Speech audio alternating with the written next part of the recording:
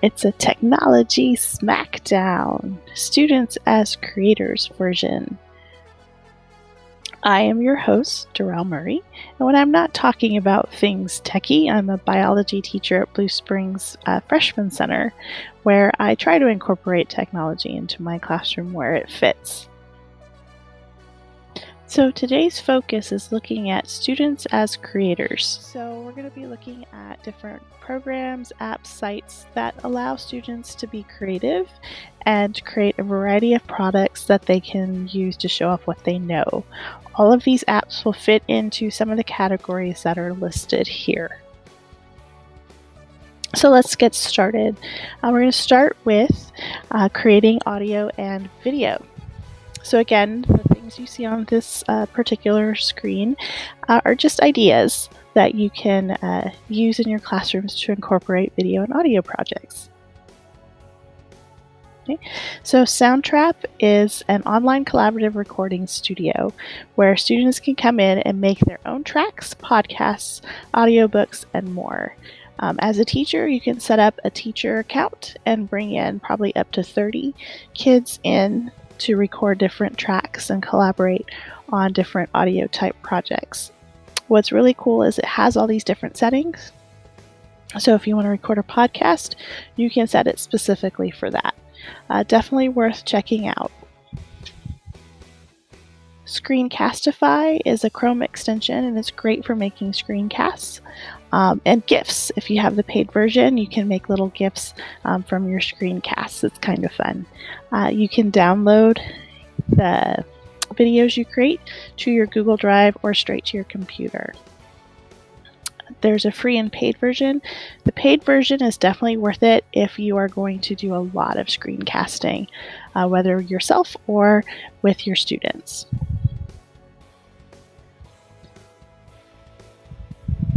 Okay. WeVideo is an online video making program. Again, both free and paid options. The free option comes with plenty to make your own videos, so on and so forth. It has a good library stock of images, title screens, transitions, and other things that can make your video pop. The paid version does allow you to do your green screen. So if green screening is something you want to do, definitely look into the paid version. It's pretty easy to work with, and you can directly upload your videos to Google Drive, YouTube, or other platforms. Powtoon is another online video creation program. Pretty simple to use as well.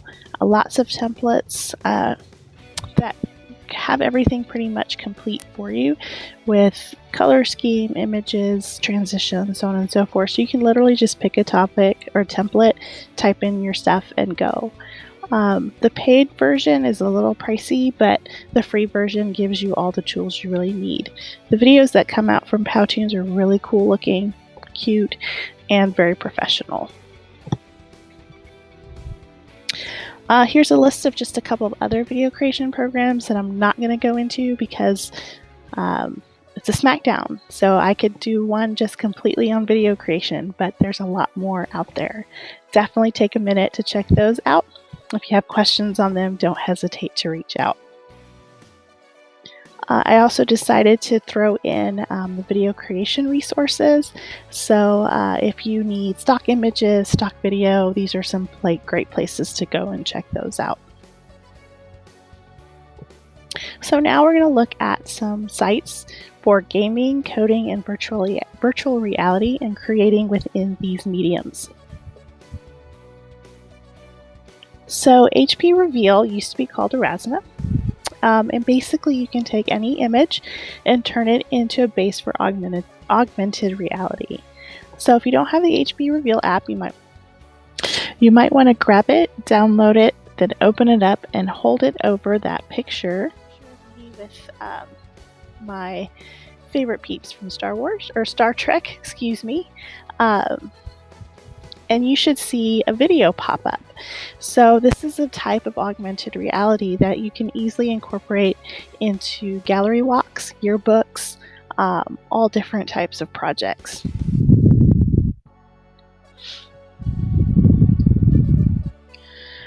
Co-spaces and merge cube. I haven't played with these too much inside the classroom. I really want to though. Co-spaces is a spot where kids can create their own virtual or augmented realities. So they can create a virtual world of a book they read or an ecosystem, and then they can project it on top of the merge cube. Merge cube, when you look at it, it's just a cube, but when you add different apps to it, again, it's like Pokemon Go, all those games where you get these augmented creatures or simulations or different things popping up. So the merge cube serves as the focus, and then the different apps just project different things on top of them based on what they are. So just imagine what your kids can create when you give them these virtual worlds.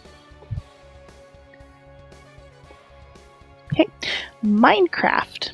Okay, some people get a little wary with Minecraft because it is a video game, but the EDU version has a lot of lesson plans and activities and ideas on incorporating these or incorporating Minecraft into your classroom.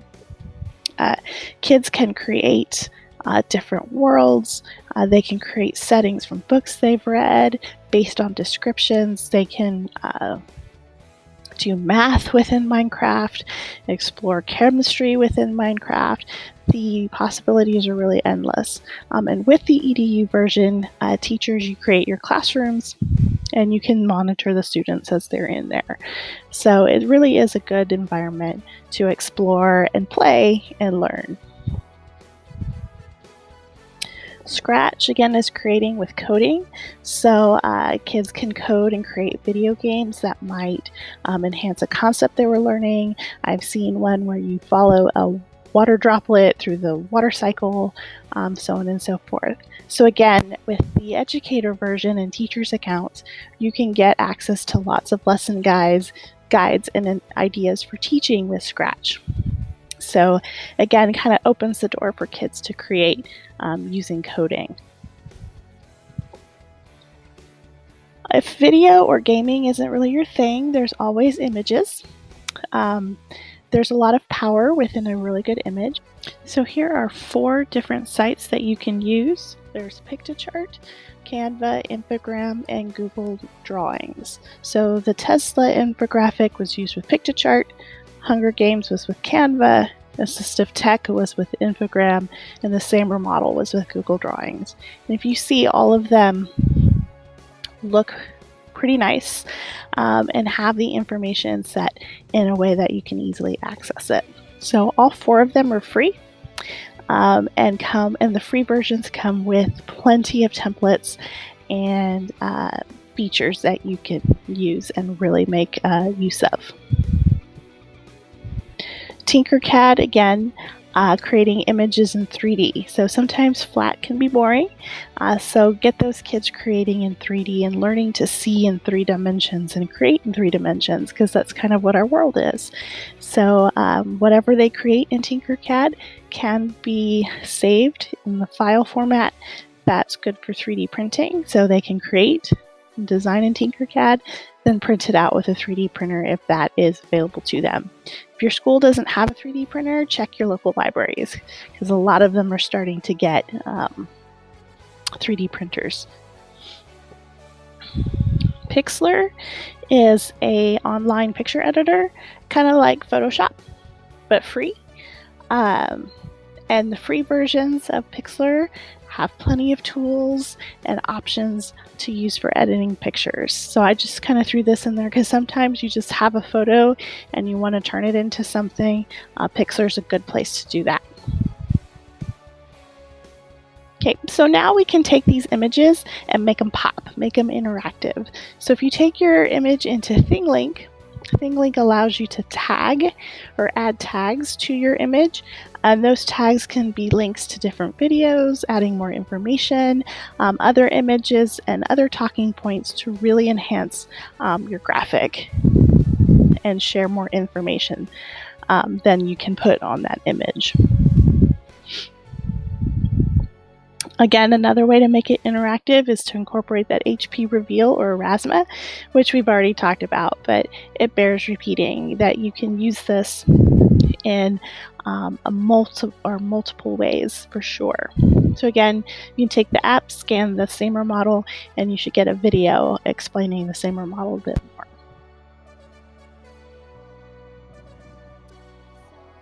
Now let's take a look at building your own story. So we're going to look at 4 different story builders. The first is Storybird. It comes with lots of images, so you can pick a set of artwork and write to those pictures. Or you can just pick one picture and do a flash story. You can write comics, you can do multiple page story, you can do a picture book, so there's a lot of options. With your class, with your teacher account, you can create classes and students can keep libraries in there. When I first played with this, there's a lot more available in the free option, but it looks like it's turning into a paid service. You can get a 30-day free trial, but I don't know what happens after that 30-day free trial, so I guess I'll find out in 30 days. But take a look at it. It's definitely pretty neat. Okay. Google Slides is pretty powerful. You can adjust the size of the slides to be pages, and each slide can be a page in your book. When you're done, you can export it out as a PDF so it's easier to print and create your book. The cool thing with this is there's the collaboration feature of all the Google products, so you can have kids collaborating on one class book, and then it's easy to put it again as a PDF and publish it, and each kid can have a copy of a class book that they all wrote together. Book Creator is one of my personal favorites. You can create a class library of books, so as students work on their books, you can see them all in your library. It's pretty neat. You can have it to where all the students can see it. There is a paid and free version, and like most things, the paid version just gives you a little bit more, but you can definitely operate within the free version. What's neat about this is you can incorporate all types of media into your books, so video, audio, so on and so forth. So you can theoretically make an audiobook with Book Creator.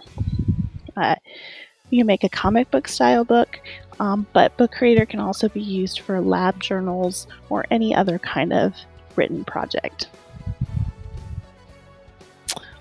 Flip Snack creates flip books, and again is free. And there's lots of templates again within here to choose from. It's pretty easy to work with and edit.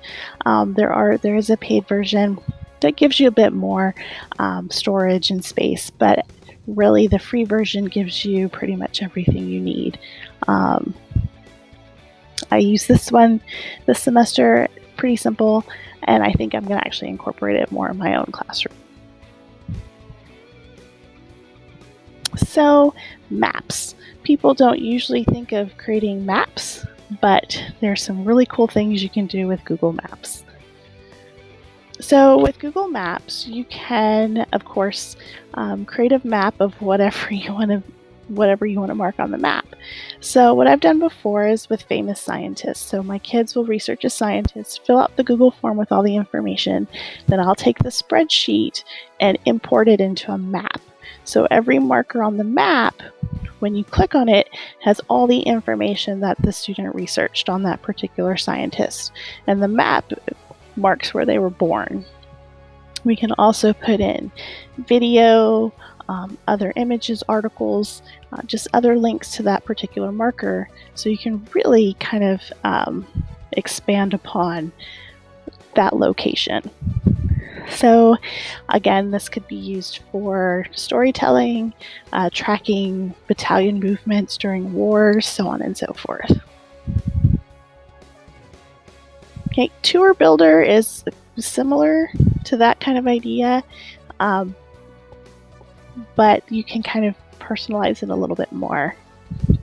So, for example, my Tour Builder kind of the one I was playing with was kind of my history. So I put where I was born, and you can zoom in and kind of see the hospital where I was born.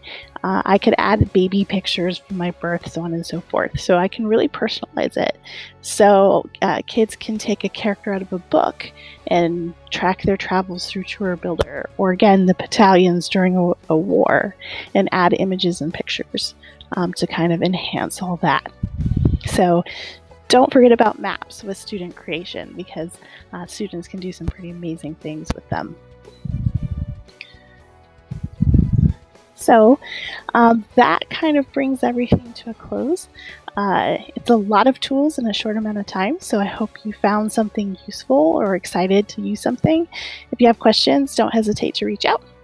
And thank you for joining me on this Technology Smackdown.